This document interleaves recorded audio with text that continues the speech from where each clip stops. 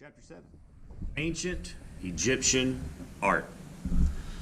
About 5,000 years ago, the Egyptians began creating their own distinctive style of art. And for the next 3,000 years, their art hardly changed at all. Most ancient Egyptian art was connected to the Egyptians' belief in the afterlife. Art was made to provide instructions to the gods so that they could look after the dead. Sun God. In this scene from the Book of the Dead, the sun god Ra-Harakti is receiving a sacrifice. So this would be Ra. He has the body of a man, but the head of a falcon. So this would be Ra. To his left, we have the god Osiris. And to his right, what I would assume is the goddess Isis. The Book of the Dead. In ancient Egypt, important people were buried with wall paintings and statues that celebrated their afterlife.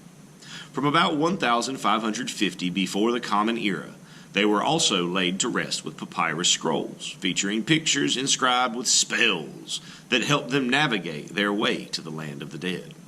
One type of these scrolls is also known as the Book of the Dead. Artistic training. Artists began their training at the age of 9 and had to follow strict rules. They drew every feature from the angle that best displayed it. So chests and eyes were always shown from the front, but heads, legs, feet, and arms from the side. Everything was painted to look flat. Planning a painting.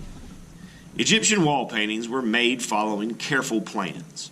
First, the wall was smoothed with white plaster. Then a grid was drawn using string dipped in red paint. Copying from a small picture on papyrus, artists drew the scene following the grid lines and used reed pens or small brushes for the hieroglyphs.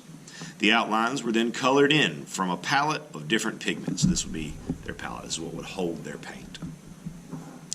Egyptian paintings depict men with darker skin than women, as they were considered spiritual opposites. The afterlife. The afterlife was believed to be a continuation of life on earth, reached after a dead person had been judged in a place called the Hall of Truth. Paintings were included in tombs to inform the gods how the dead people had lived so that they could carry on these lifestyles in the afterlife. The paintings might show the dead person at work or playing one of their favorite games. The tomb of Senedjem.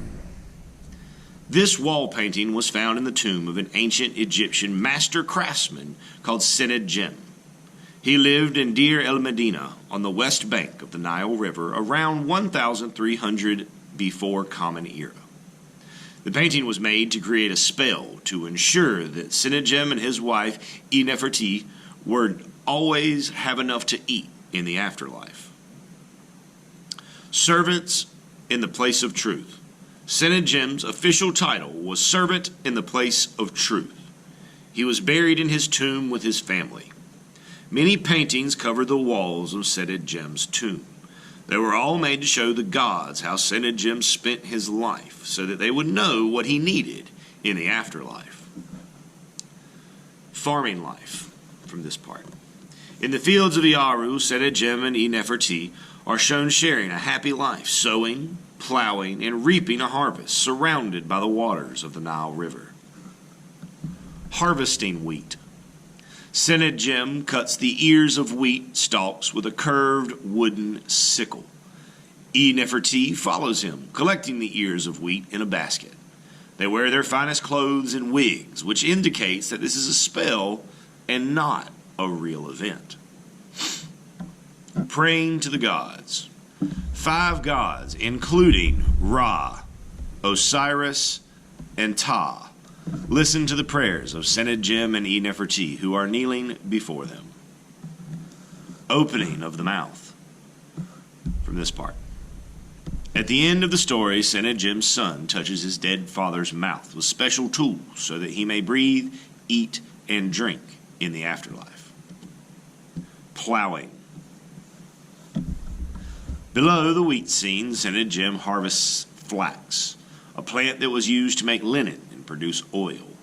Next, Sennacherib pushes a plow pulled by 2 oxen.